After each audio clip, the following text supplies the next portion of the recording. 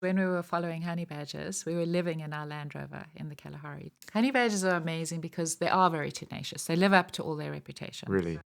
And when they're in the long grass and they're only about this high off the ground, Yeah. they're often surprised. So their display is extraordinary. They release a scent, they growl, they come at you. That's where the Afrikaans word rattle comes from, because they give this rattling sound.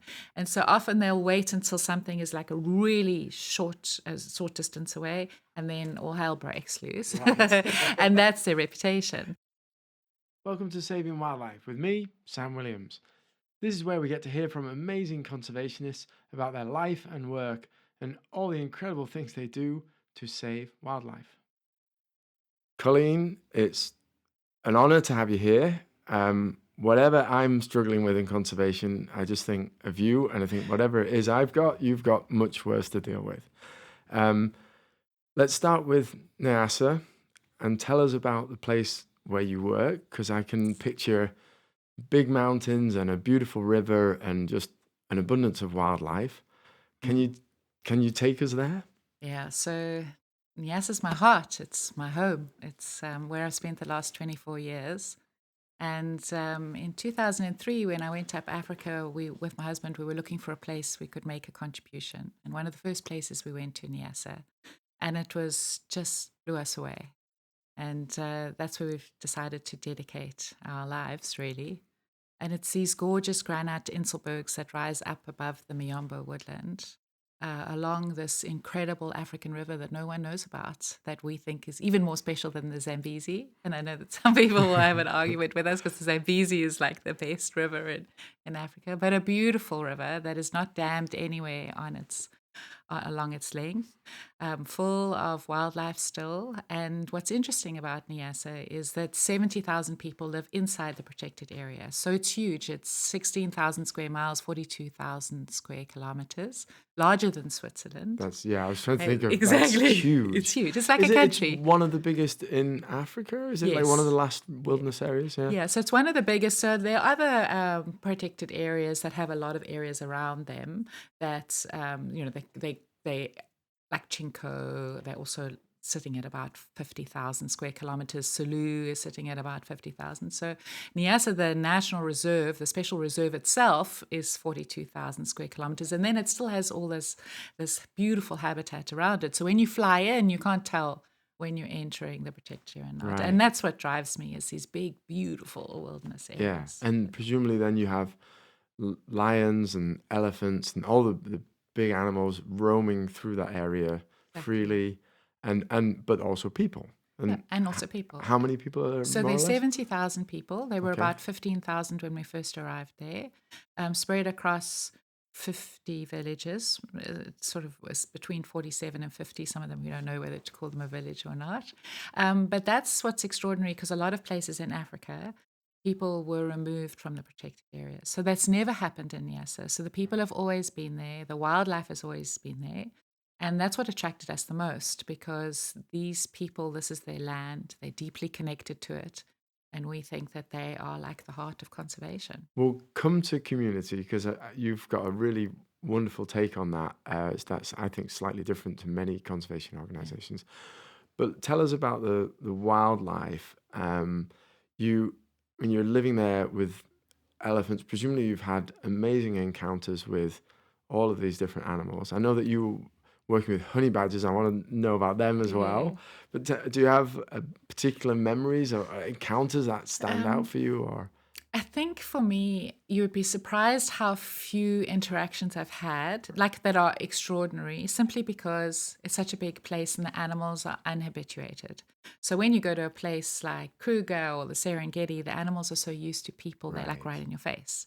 But that's part of its charm. So we have now don't, but we lived in a very small remote camp in a tent, and we used to sleep on a deck, like a bamboo deck with a mozzie dome on the top, because we have no fences. Elephants are in our camp all the time. Lions are moving through. I hear lions every night. Really? Yeah, hyenas every night. and our children grew up there. So we have a way of keeping safe, but it's not as in your face as you expect it to be. It's quite subtle. You hear them, you see them, but it's animals move away from you, and that's partly why people are safe to live there. Right. And presumably that adds to the charm when you do Yeah, have an encounter that it's like really yeah. special. Yeah. So you live in a camp, you've lived there and you're getting woken up by lions.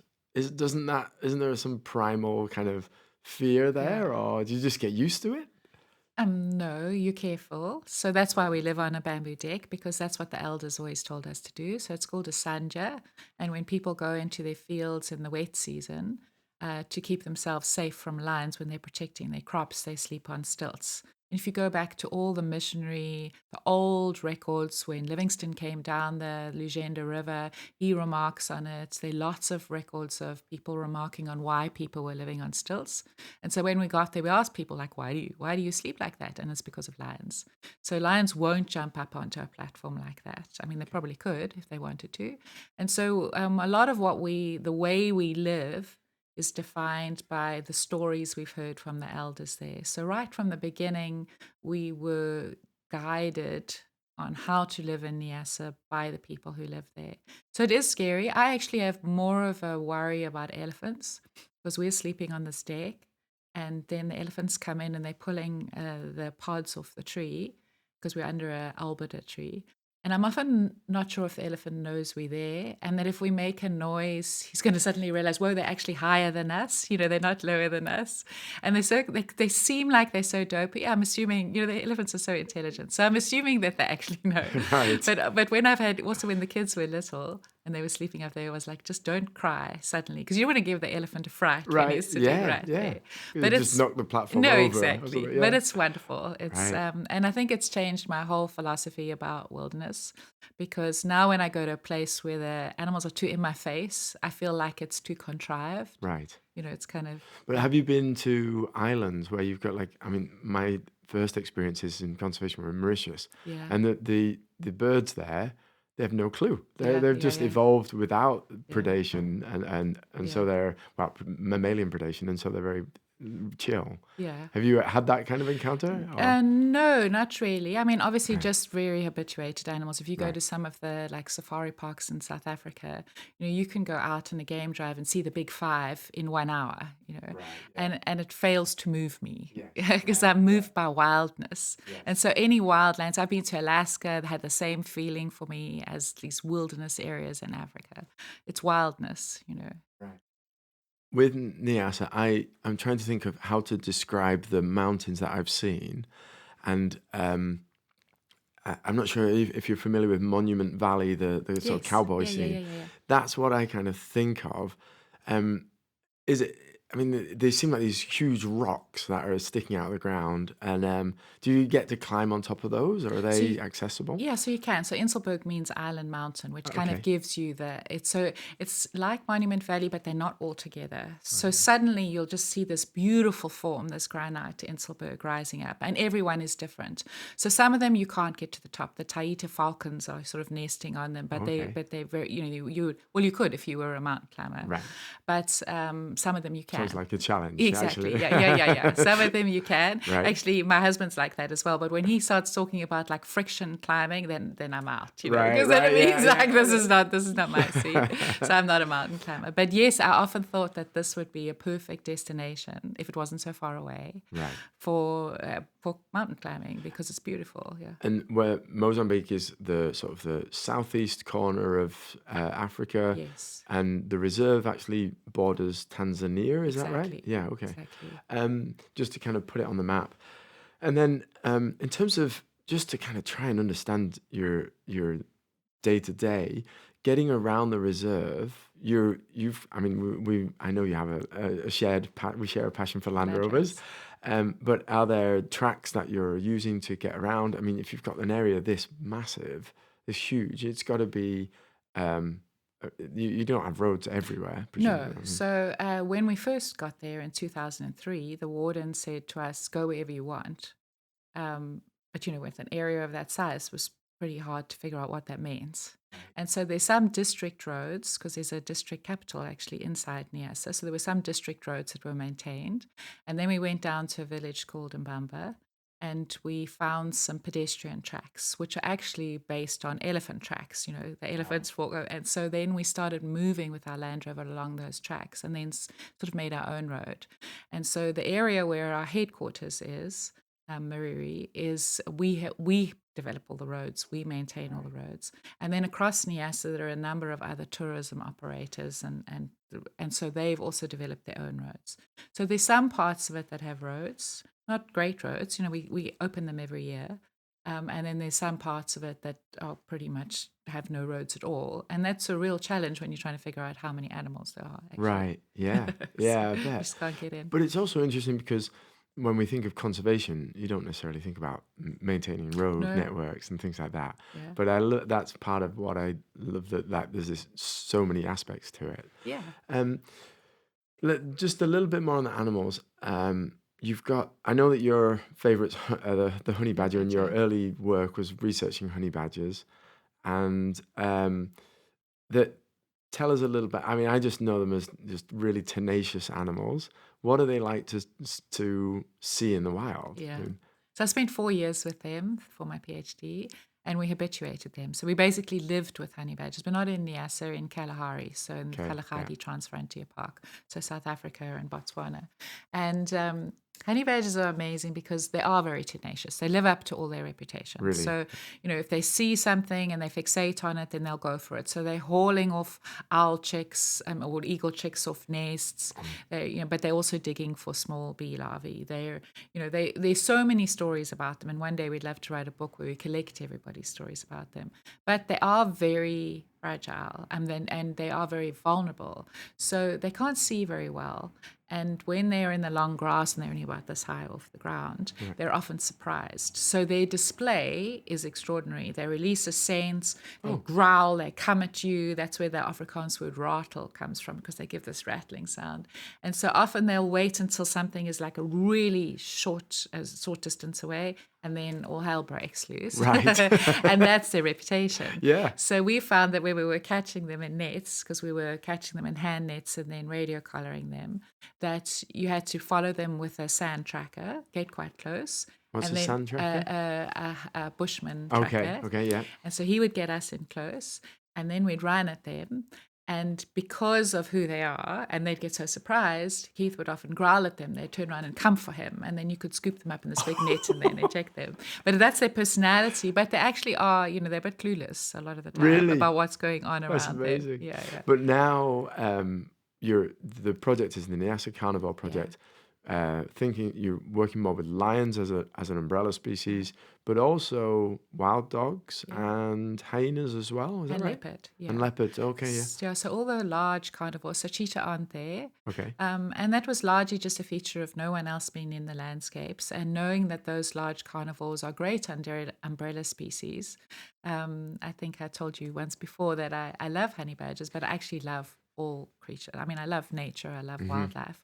And lions are a good one to hang it on, because they need large areas to move, as are African wild dogs, or the painted dogs, because they move such large distances that there's a lot that is protected under them. For me, it's been a similar thing where I was always mad about parrots, but now it's the parrots, in much the same way, are easily visible and in our case, very loud, so people see them. Yeah.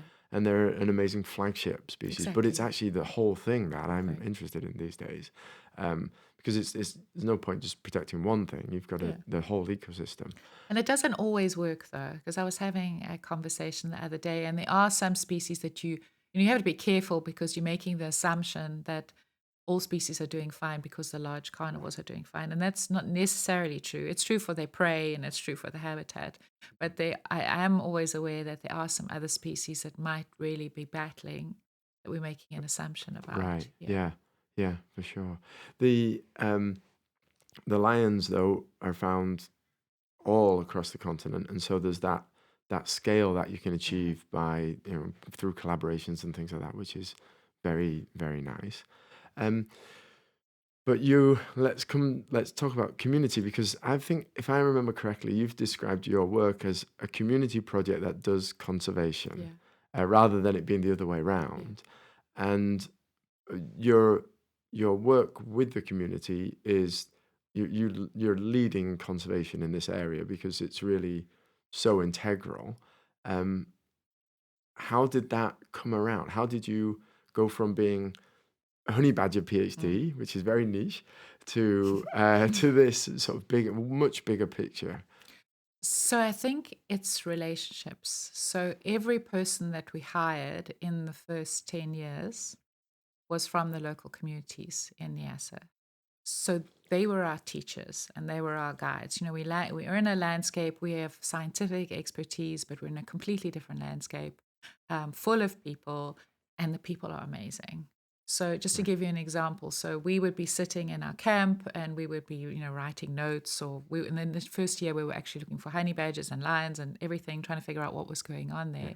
And a guy walked through our camp, an elderly man, and he had a pot with him that had all these pittons in it and we're like, where are you going? And he said, no, I'm going to harvest honey. And so we said, well, can we come with you? And he said, I'm going to the chef de Denonge, the chief of the Baobabs, and that's where I harvest my honey. And this wonderful man, like half my height, I'm 6 foot, so he's little. Yeah. And he was so gracious and he said, come along. So we just followed him, and Mzee Ibu for the next years taught us about honey gathering and fishing and everything of the way people live in that landscape. Right. And we met others along the way, and they were definitely our guides that if you're going to do conservation here, then you need to learn from the elders and you need to find a way that you do it as community conservation in a landscape like this, because this isn't a fortress. Right. And I grew up at university learning about fortress conservation and then also community based natural resource management, so CBNRM, which is always about if it pays, it stays. But none of that is really true in Yasa because there's this coexistence heart that's been there forever. And we feel very strongly that our role is to like reaffirm it, not try and change it Hmm. because it's worked. Yeah. But and it's for you as a individual going into that Yeah. area, you've really adapted to it. Where Yeah. I'm like, oh well, I still want to have pesto Yeah. or Yeah. something Yeah. like Yeah. that. Yeah. But I get the feeling that you really, I mean, you're living Yeah. in a camp, which Yeah. is really remarkable. Um, was that natural for you to just kind of to Yeah. just become very very intertwined with the local thing, or I are mean, there things it's that you miss, or? no, there's nothing that I miss. Right. So I am quite introvert. I love being in the bush. I love interesting people, and I don't like complicated stuff. So obviously, I love going out for coffee. I like going out for dinner. But when I'm in the bush, the simpler it is for me, the Yeah. better. And so I really don't need stuff. I'm perfectly happy to sleep on a mattress on the ground or eat beans and rice every day. None of that bothers me. Yeah. But the other thing that's different is that Keith and I are together. So, we founded the project together. We have always worked together. We're very different personalities. But so it's not like I was missing a connection with someone, and then Sure. and that makes a big difference, I Yeah. think. I think if Huge. you're there Yeah. by yourself, it's much harder. So Keith and I were there on this grand adventure together. Our kids went into the bush with us from 3 months old. So our whole family was there. And yeah, we just adapted to it. Yeah. I find it harder to go from town to Nyasa. Um, I mean, from yeah, it's harder to go from Nyasa to town than town to Nyasa. Right. I don't miss once I feel in Nyasa, I feel like home. Yeah. Yeah. Yeah, But I'm the same. I can last about 3 days in London, yeah, yeah, and then I've got to get yeah, out. yeah, yeah. It's And just I'm not yeah, as extreme, I don't think, but yeah, there's that sort of feeling of uh, n- natural comfort yeah, in a natural yeah, environment. yeah, Um, but yeah, I mean, I think you're another level of toughness with that.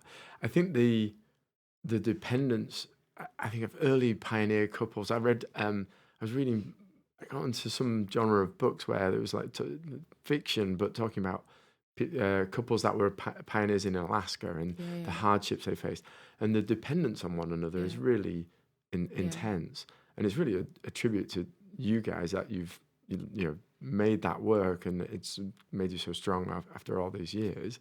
It's really, yeah, really impressive. Well, it's interesting because when we were following honey badgers, we were living in our Land Rover in the Kalahari. So we'd live in our Land Rover for 2 weeks, and then we'd go back and fetch more water and fetch more food. But I'm very untidy, and Keith is very, very neat. Oh yeah, So everything in the Land Rover had like a place. And so I realized quite quickly on that, first of all, his method worked much better when you're in a small space like that, because it was absolute chaos when I went in there and when I didn't put stuff back, yes. So we've learned how to work with each other. Also, we're good at very different things. So we have the same passion and a very similar outlook, but we have very different skills. So a part of the way that our work has sort of defined itself is that we're both responsible for different things. Right. But I can step into his stuff more or less, not as well as he does, and he can step into mine. And now we have a co-director for our program, Agostino, as well. Yeah. But it's just, there's sometimes where I like didn't want to speak to him for a few days because I was so angry with him. But then there's no one else. So you're like, okay, like I have to talk to you. Like who else am I going to talk to? I can't get out to coffee with someone else. Or, Right. Yeah. You can't just you pop kind of figure it out. Right. Yeah. That's amazing. Yeah. Yeah.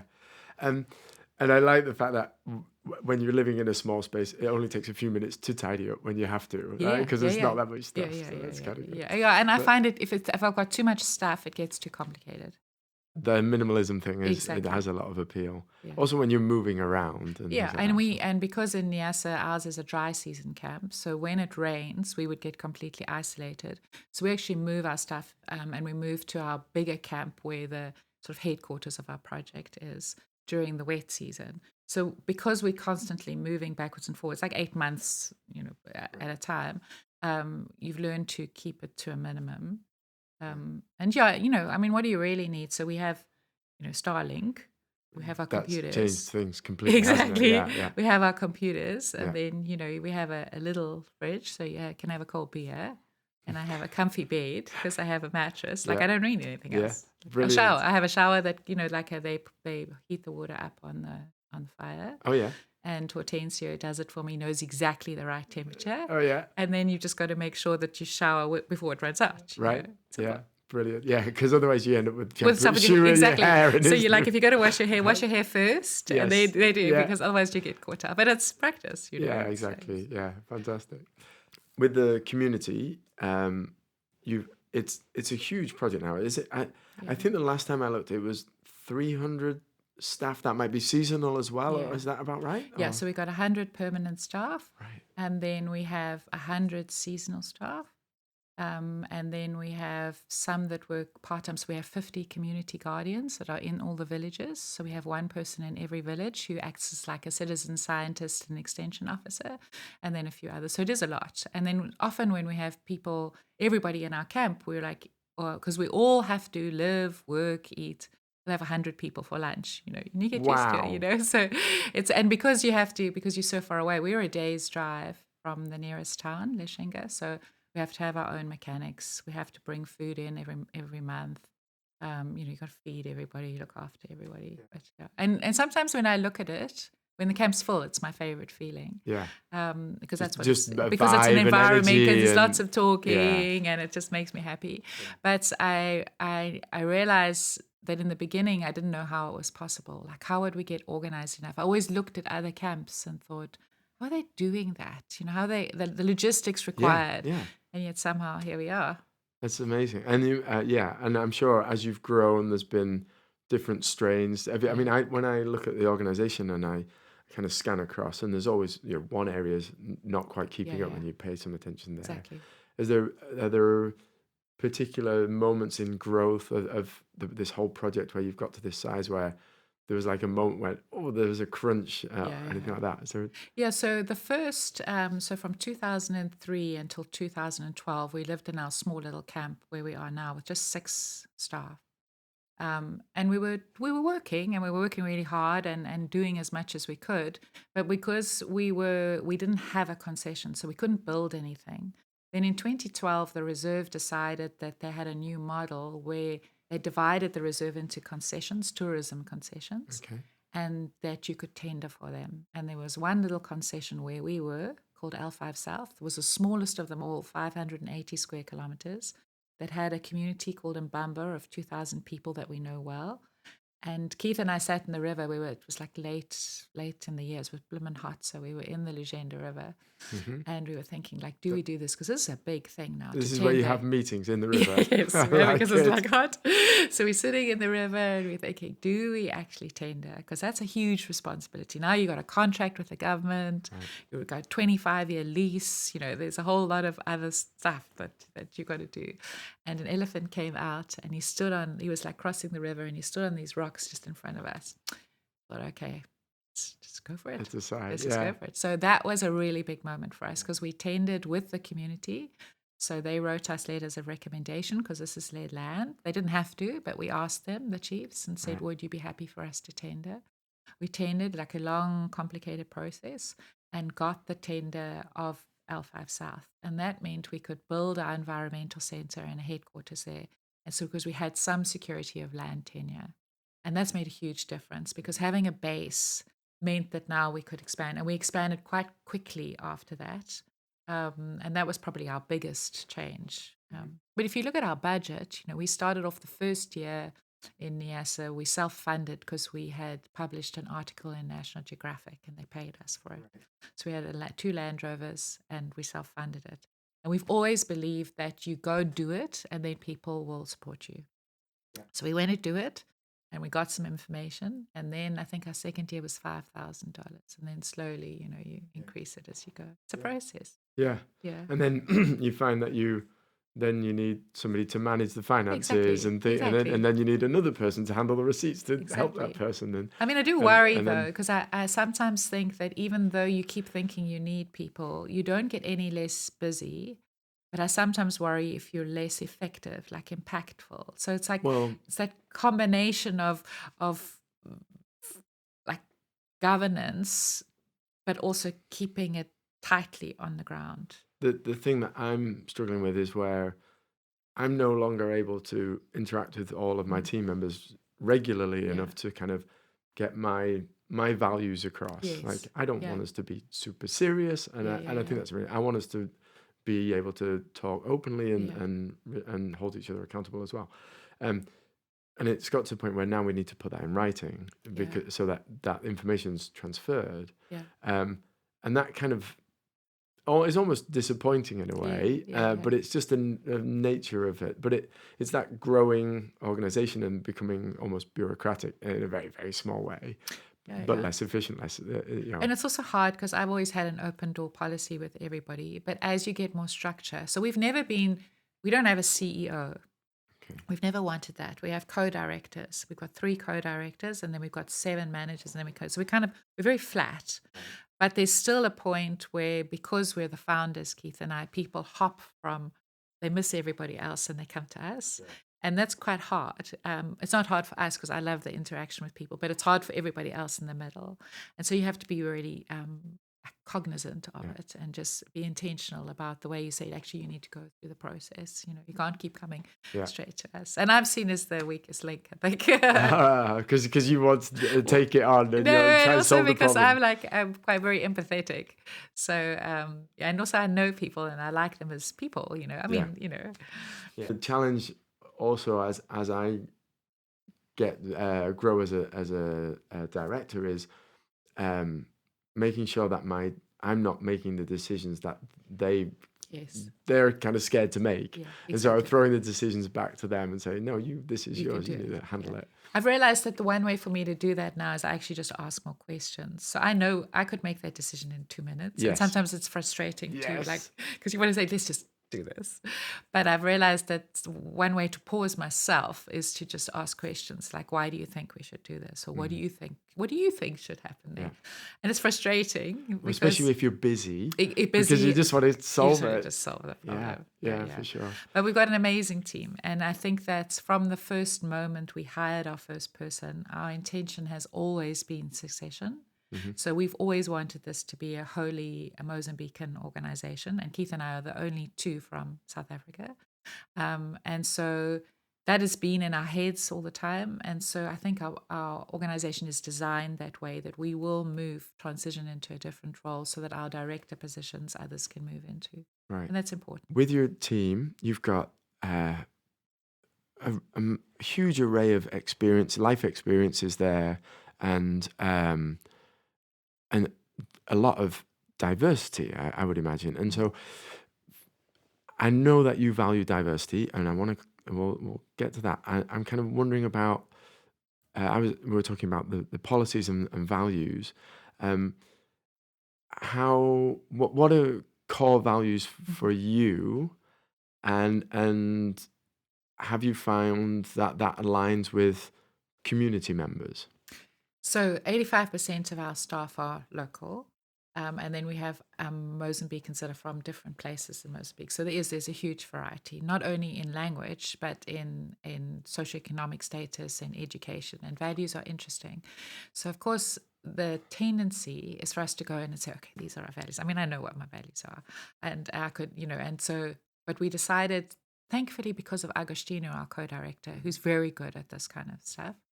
And so over a period of a year, we worked with a whole team to try and figure out what the values of our organization were without me actually saying in the beginning what I thought those values were. So I had to shut up and step back. Okay. And what was really interesting is, first of all, we had to explain what a value was, because there wasn't a word in the local language that translated directly.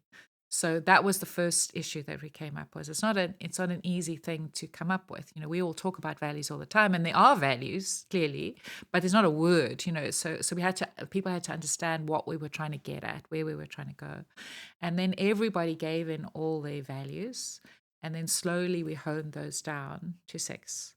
And it was such an interesting experience for me, because if you'd asked me, I would have said integrity has to be there. Like there is.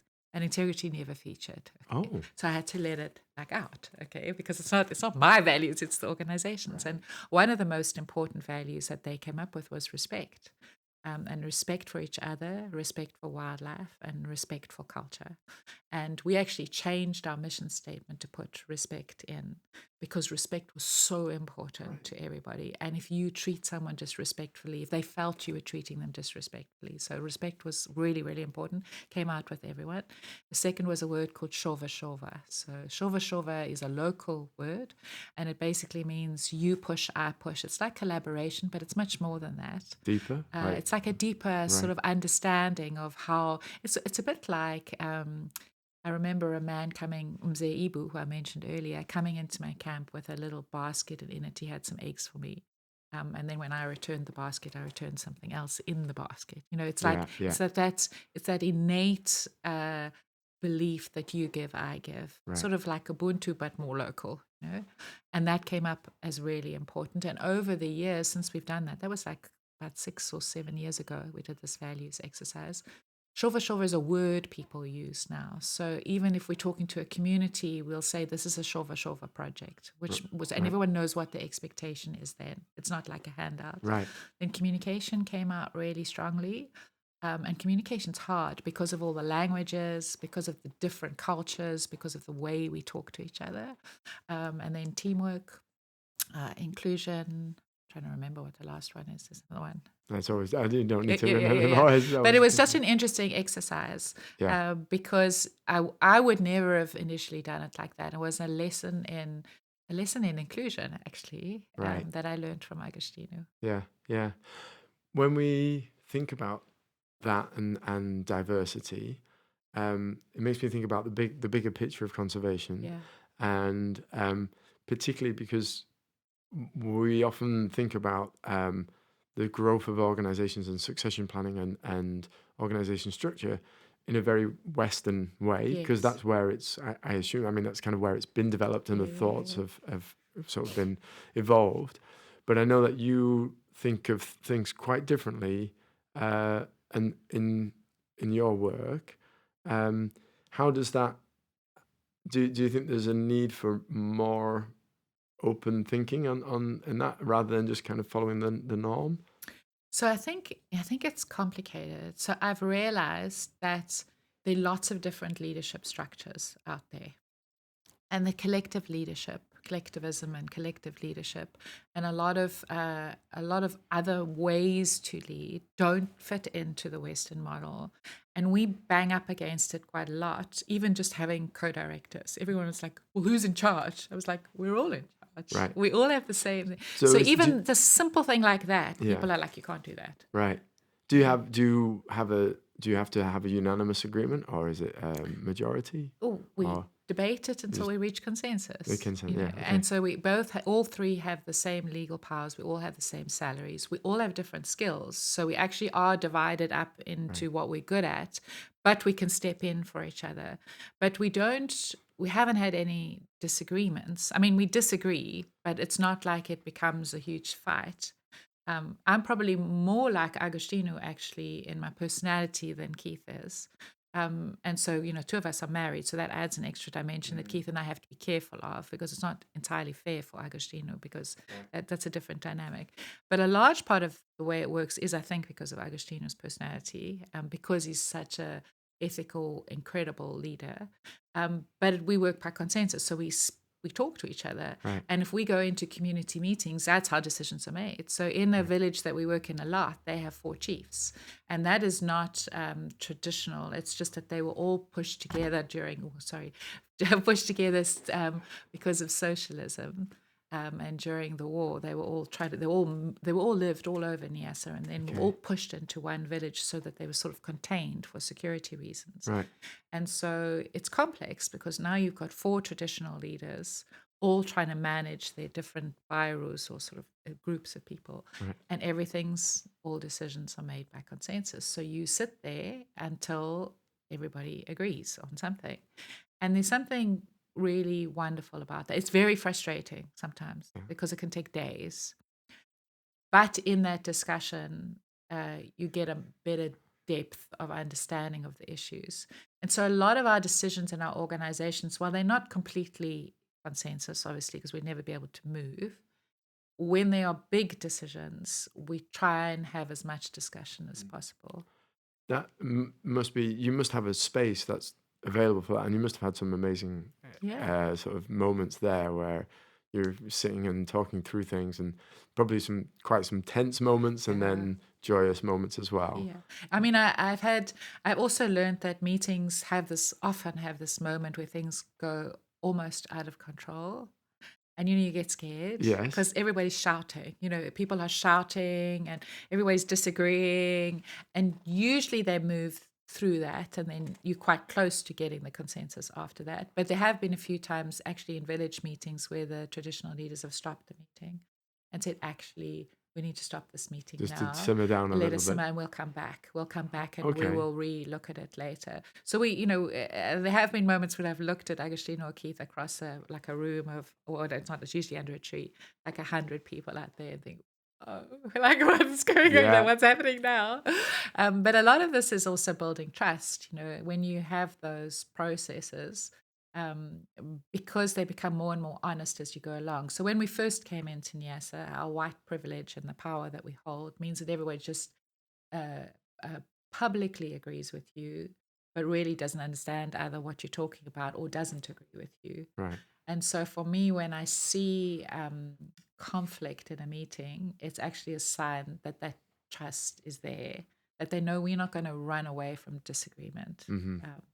That's not. Yeah, it's just a completely different way of doing things. Yeah, it sounds amazing that you can that you're trusted. I think that's the key thing, isn't it? Yeah, I mean, it's not. I mean, it's going to take hundreds of years to undo the damage that was done from people being pushed to the side and not included in conservation. And it's not perfect, but we are trying. And it helps that people in our team are from villages. And your lives are on show. I mean, you're there. You're very public, and so you're celebrating great moments together, and presumably special events. But I'm not them, though. I mean, I think there's always a yearning. I have a real hard time with belonging, and not just in the Don't get me asset. started. Yeah, like everywhere. It's like I don't feel like often that I belong. I've learned to rationalize it a bit in my head. Also, that in Niassa, that is almost like it's like a craziness to think that you can belong. You're not from there, and you never will be from there. So it's really about respect. It's really about respect and caring. It's not about belonging. Okay. Yeah. That's definitely something I've wondered about, and we'll have to chat some more about that one.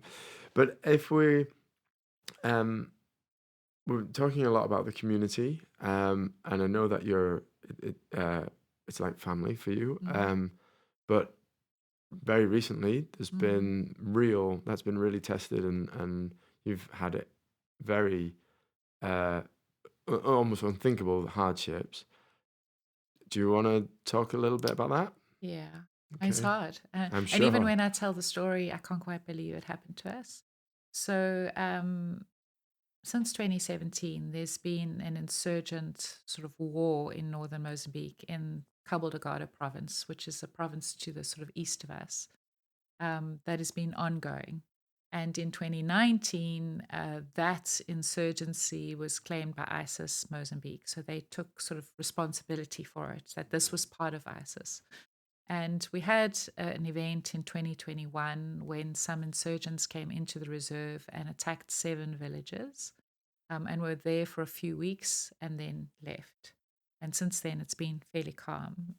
But in April of this year, on the 19th of April, a tourism camp was attacked and then burnt down. And then on the 29th of April, they came into our environmental center, which our team had evacuated, but 12 of our scouts were there, and 21 soldiers and 2 policemen. And a brutal event. And 4 of our team were killed, and 5 soldiers. And then they went, and there were a number of other attacks inside the reserve, Hmm. and then they left. But it's still very insecure. So there are still a lot of attacks and insecurity around Niassa Reserve. And I think our lives have changed I was going to forever. say your life must have, yeah, the life you had has completely changed if you've got Yeah. It's that. because your sense of safety's gone. So Hmm. I've always trusted Nyasa, even through all the elephant poaching and all the years I've been there. Even when I was in camp by myself, I never worried that I was unsafe. Um, but now you just not quite safe. I don't know if that will come back. Maybe it will. It's still quite recent. So Because it's kind of organized and it's not just yeah, and it's organized and it's also like unorganized. Like I don't know what the point was. I right. don't know what the why, Hmm. and it gives us uncertainty, and that's what insurgencies are. They're all Right. based on fear. You're Yes. creating fear, and our team are scared. They've been extraordinary moments of courage in our team. How have they coped? I mean, this to Yeah, lose team members. I That's think so. On the night of the attack, so we heard at 7 o'clock in the evening, and the attack had happened at 4:30. But it had taken quite a long time for some of our team to run, and because we don't have cell phone coverage, they had to run quite a long way to be able to get in contact. And that whole night, our team that had been evacuated but were still in the reserve rescued people. So they were all out. Some people I didn't even know could drive. All our vehicles were out, picking people up and getting them to safety. So they were extraordinarily courageous, and led people out. So one of the men, Saidi, that was in the attack, then spent the rest of the night leading people from the village out through the pedestrian paths to get to safety. So I think in the immediate aftermath, there's always this sense of um, being together in something that holds you together. Even though it's shocking and brutal. One of our team was very badly injured. He was hiding for 4 days until he was rescued, and has been in hospital ever since. But then after that time, then you kind of move into sort of PTSD and sort of like a what now. And we moved back into Nyasa in June. Well, we were in Nyasa into our camp once the military had left.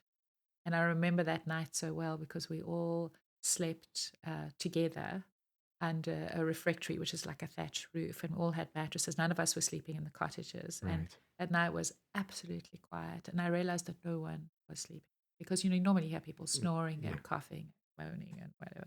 But, there were like 30 of us and it was dead quiet. And some bush pigs came in at one point. Everybody got right. So it's But that the thing where a tiny little noise, it's like exactly. the smallest animal, but You suddenly when hear you're it. Yeah. on, your I brain realized is on. everybody was on. Yeah, I can. And so slowly, we've managed to um, sort of calm that down, although we're still on high alert. So now we have all these evacuation procedures, and we've evacuated twice since then. Right. So now we sort of using early warning. So So some when tech that can help with that, or so I think there will be some tech at the moment. Mainly, it's people, and it's Mhm. always has been people. So it's fishermen on the river, it's people in communities and villages that report and tell us, look, the insurgents are moving through this village. And so when we know where they are, then we can make an assessment. So we're learning. There are a lot of conservationists actually living in very insecure places. So yes.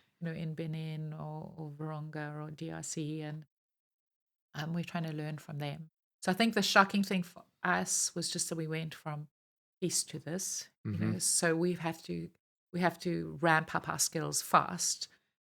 Conservation's still possible. I think we'll lose some of our team, in that they didn't sign up for this. Right. Um, And yeah, they didn't sign up for this, so they're going to have to make that decision for themselves with no judgment from sure. us. Yeah. But But it's sad. it's I mean, Mm. you talk about it as you make me feel very comfortable in something where I almost I want to be Yeah, yeah, emotional.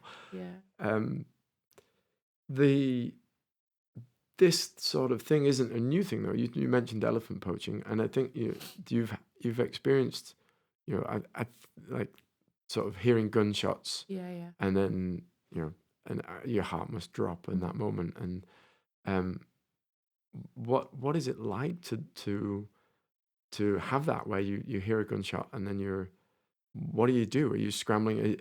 You've got scouts that are going out to try and Yeah, respond.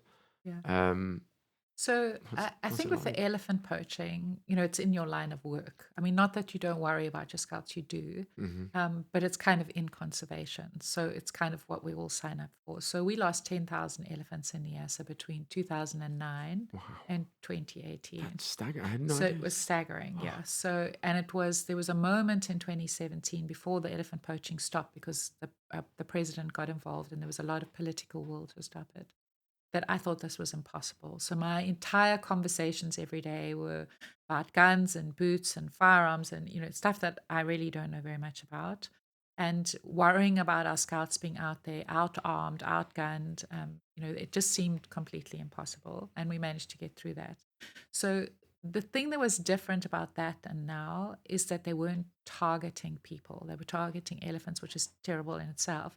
But it's like you hear gunshots next to your camp, but they're not coming into your camp just to gratuitously kill you. So there it was the frustration of being unable to stop it. So we would hear an elephant getting shot, we would hear all the noises of the elephants, we would race out there, and they would have already cut the ivory out and gone. It was the helplessness. This is scary because we don't know what the point is. We're not, almost all of our team are Muslim. So even though the ideological framework for ISIS doesn't make any sense to us, and we're just trying to do conservation, which is community development. It's not we're not like we're doing community development conservation. So then so during the elephant poaching, I didn't sleep in my clothes. I didn't have a grab bag. So that was different. Now, depending on which level we're on, I laughed the other day. I mean, you have to laugh because it's like it's an my amazing sign, yeah, skill. like which sign we're on was, first of all, am I in there or not? Obviously because we evacuated different levels.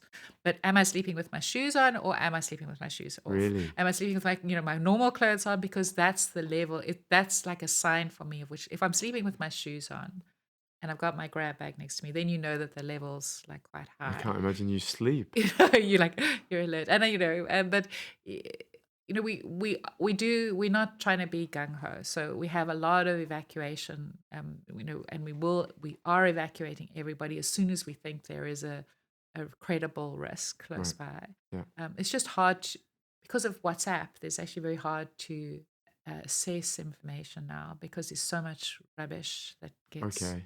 and so part of the challenge is trying to, like, what's true and what isn't true. Mm-hmm. But Yeah. yeah, just different reality. I mean, going from PhD on honey badgers to being attacked by ISIS, sometimes I'm like, how did that happen? Yeah.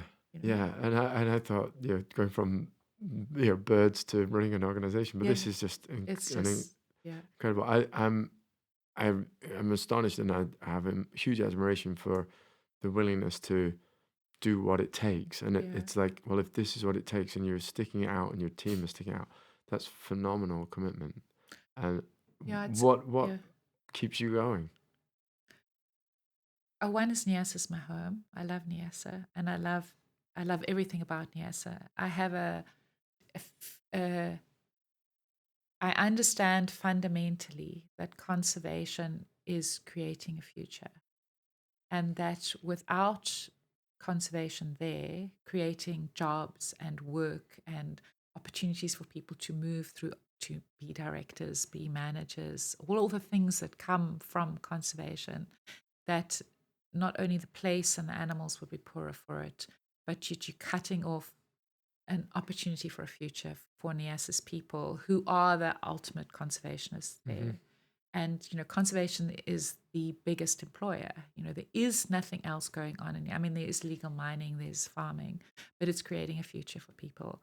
And it also is an antidote to extremism. So it's conservation brings stability if it's done in the right way. I mean, Hmm. obviously it can be terrible, it can kick people out, but if it's done grounded in the people who live there and in their knowledge, then it actually brings stability and imagination. And I feel like we have a responsibility to keep trying until we don't. It's I mean, there this will be a line. right. There has to be Sure. a line. I Sure. just don't know where that line is right now. Well, I think your line is way beyond what any Yeah. normal person would Yeah. Yeah. would accept, and yeah, it's just incredible. The the community you've worked with, I think empowering women has been a big part of this, and bringing everybody Mm-hmm. uh, up with conservation. I know that that's a big thing for you, both in terms of things you've experienced, and I want to hear about that, but also the work you're doing with We Africa. Yeah. We have Uh, is my hope. It's that's the hope. so I guess so. I love my work in Niassa. I Hmm. love the Niassa Carnival project, but I have this like rat inside of me that always want to do more. Like, am I doing enough given Well, given the that's level of the you said something earlier, and it's like, well, there's something where it's like, well, I think people like you and I and our yeah, colleagues are always gonna want to do yeah. more, and there's with conservation, there's always more to There's always do. more. There is Yeah, always more. And yeah, it's just like, how do you expand your capacity or make your life have some sort of contribution, And yeah, it's not legacy. It's not like arrogance. It's just that you can feel the urgency of yeah, what's happening. yeah. And I feel for me, the contribution you make is just trying to keep going. And Yeah. so given the Right. frustration that I had for just not doing enough and feeling like it was in one small part of Africa and there must be more and a way to scale that was doable, and having other friends and colleagues, Leela and Winnie, who both work in Kenya, who had a similar feeling at the time, we basically got around a table and thought, what about all the other women Hmm. across Africa that are leading organizations? And so we started to have conversations with people and realized a lot of women in high level positions are feeling very isolated and are feeling completely overwhelmed, but are wanting to do something together. It's this collectivism thing Hmm. that I think so that's so powerful. And so we started We Africa, which is Women for the Environment Africa. And our goal was to have 100 women in mid to high level leadership positions come together for a 1 year leadership program and then create an alumni that would work collectively on projects. So this year we've on our fifth cohort, and actually when Winnie and Leela and I look back, we're like, wow, actually did it. It's quite amazing when you do something. There was Yeah, just it an is idea, amazing. It's phenomenal. Yeah. 26 countries. Some have only got, some countries like Burkina Faso or Sierra Leone, only one woman from each because we find it hard to access. But they're all coming together in March next year, which is the Right. first time we're going to have all 100 women All the together, alumni as well. all the alumni together. So all 100 women plus our delivery team would be one of the biggest gatherings of African women environmentalists. Yeah. And then we'll decide what We 2.0 looks like. Yeah. But there's the excitement of the potential of all that brain power and all that passion in one room together with like a a similar understanding of what good leadership is. Because we've always believed that through We Africa, that this is a leadership crisis, that conservation is a leadership crisis. It's not how much biology you know or your train, there are lots of women graduating, there are lots of leaders out there, but it's how we lead, the systems we lead in. Can we change, like we were talking about before, can we find other models of leadership that work better? How Well, do the we ones bring the ones we're everyone up? using aren't really working with And are men at the working. front. Exactly. Look at them and look across the world. You can Yeah, see the leadership's not yeah, working. And so we're perpetuating these rubbish models, and yet there are other ways to do things. yeah, And so what happens when, one of my mentors is Hope Chigudu, who is a feminist from Zimbabwe. And she's incredible. She's a very disruptive. So she always questions everything that I say, which is great. But right, Hope always says, you say you want to give more space at a table to other people. She's like, let's make a new table. Like maybe it isn't a table, like what is it that you're creating? right, Like, like think differently yeah, about it. yeah, So we is my hope for expanding my impact with others. right. Fantastic. But you've also benefited from the cohort thing Yeah. with Homeward Bound, is it? Yes. Yeah. Yeah. Yeah. And you've been to, there was the trip that you were To doing to Antarctica. Antarctica, Yes. yeah. Yeah. What was that like? Because that's a completely different environment. Not, I mean, Yeah. I, from the biology side, what was that like for you to So go I to think Antarctica? I think I said to you earlier, it's about wildness and wilderness to me. So Yes. the interesting thing about Antarctica is it has that feeling. It's so different from Yeah. Nyasa, but felt like Nyasa because of the wilderness. Hmm. What amazed me about Antarctica is, first of all, it's not owned by anybody. Right. It's this, it's there, uh, but how incredibly fragile it is, and how even something that was so far away, and that was didn't have people living there, could be affected by all our actions across the world. So I guess that's the lesson of Antarctica, is just that everything we do is having an impact and so incredibly fragile. Mm. I found it.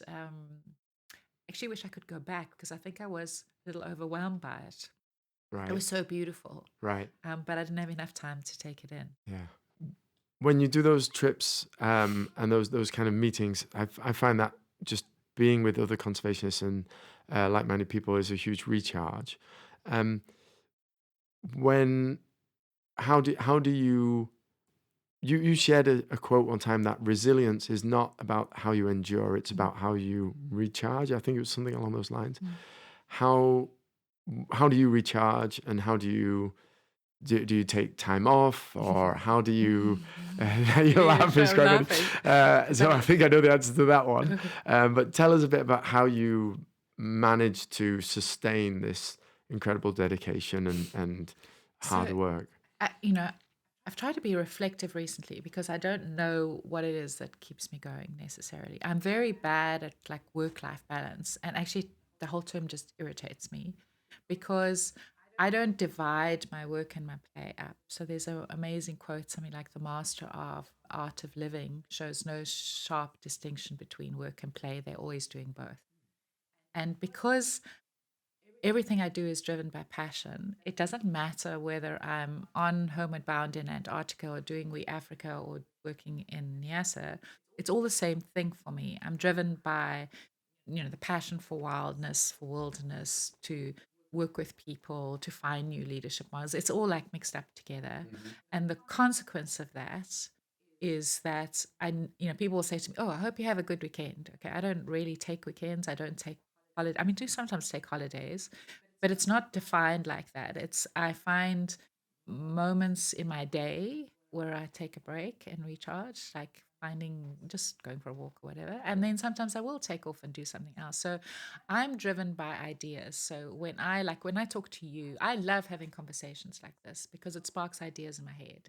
And so even if I'm talking to someone completely out my field, like I was on Homeward Bound, like a physicist or something, I love conversations that challenge my thinking and that give me new ideas, and then I can adapt them to what I'm doing.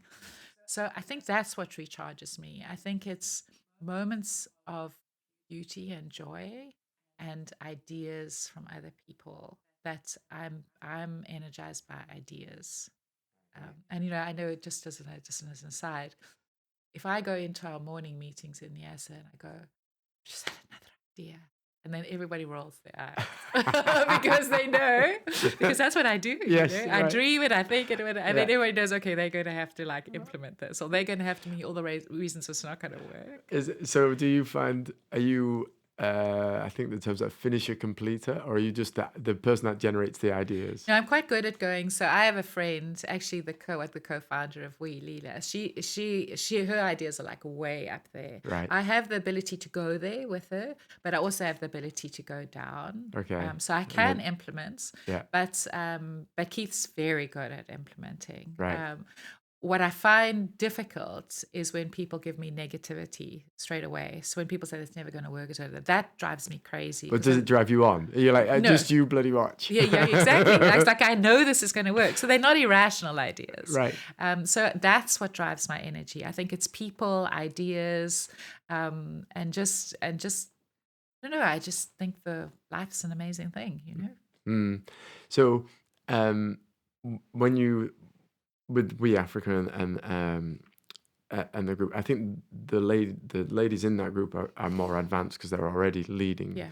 But when we look to the future, Yeah. and look at conservationists that are fledging right now, what do you think are sort of the skills that they need? Resilience being one of those attributes, not so much a skill. What do you think we're going to need from young up and coming conservationists? The two things I worry about. The one is I was extraordinarily privileged and lucky to spend a lot of time in wild places with animals, just appreciating them. So whether it was my PhD with honey badgers or spending time with lions, and that those moments keep me going when I'm sitting at the computer writing a funding proposal, because I've had that, so I can feel it. I can feel the passion for it. And I worry that a lot of other young conservationists aren't getting that anymore because they're going straight into the hard part. So they're going straight into the scouts and community meetings and everything else. And I often wonder what sustains them, like what keeps them going. So that I worry about. And part of that is like a privilege thing. And I'm not sure it's necessary, but I do know that You draw on it. you draw on it, yeah, and that's why sometimes at the environmental center or Miriri, we've put benches up everywhere, because for me, I love it when I just see people sitting on a bench looking at the view, because that will sustain you if you can feel it. If you can feel why this place is precious, that will sustain you. But I also think, and I think we're fundamentally getting it wrong, is that we need conservation to be driven not so much by passion, but that it's a viable career for people. We want the smartest people to come in, and most innovative people to come into conservation, because it's not biology anymore. It's economics. It's so many politics. It's so many different parts of it, and I don't think we're getting that right. I think the salaries are too low. I think the prestige or the way that they can move the organizations is often not there. They get stuck at the bottom levels. So I think we need to think really carefully about, if a family has spent a huge amount of money sending their kids to university, or like, how do we make conservation a good career option that their family doesn't do like many of our families do, and like, when are you going to get a proper job? Yeah. They have to be, wow, you got this Well, amazing job. when I was a kid, it wasn't even a job. It was like you there was like the one computer in the library of the school. You plugged in your interests, and it would tell me I could either be a zookeeper Yeah. or a vet, Exactly. and that was it. Yeah. Do you have any thoughts on society's view of things, where we come to like triple bottom line?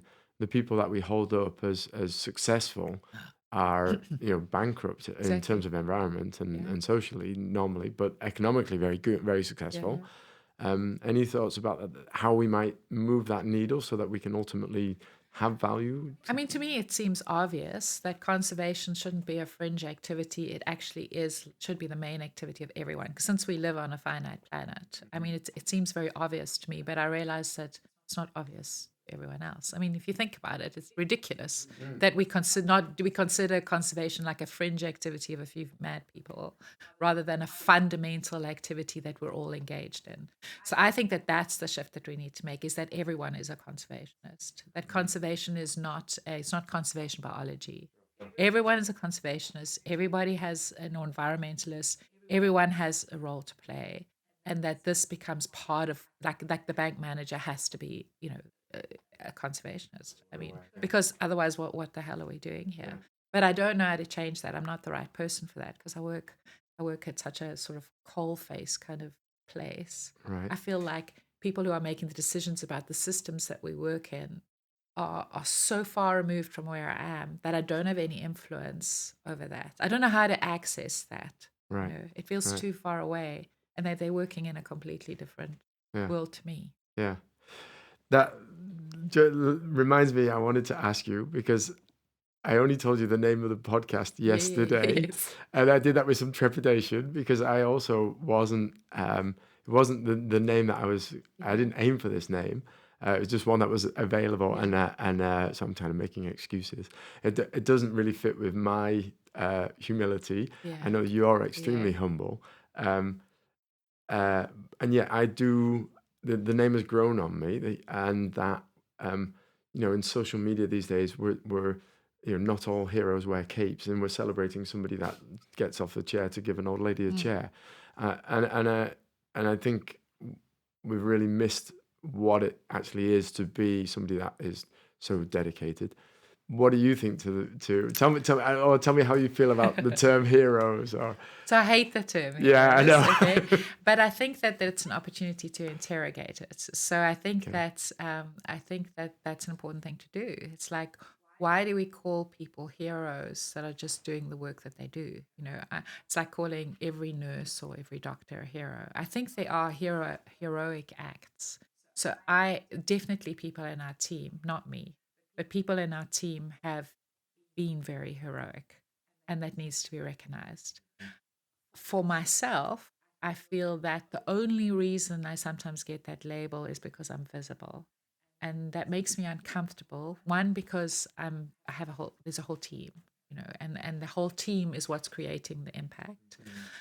Two, I've never done anything heroic in my life, actually. I don't, it's not inherently heroic what we do, because I think that sometimes we've diminished the word of what a hero is. And I think that it's important to recognize that the reason why I'm visible is because of privilege. And it's actually something I have a really hard time with because I've learned to be able to speak. I can do this with you. I can get up on a stage.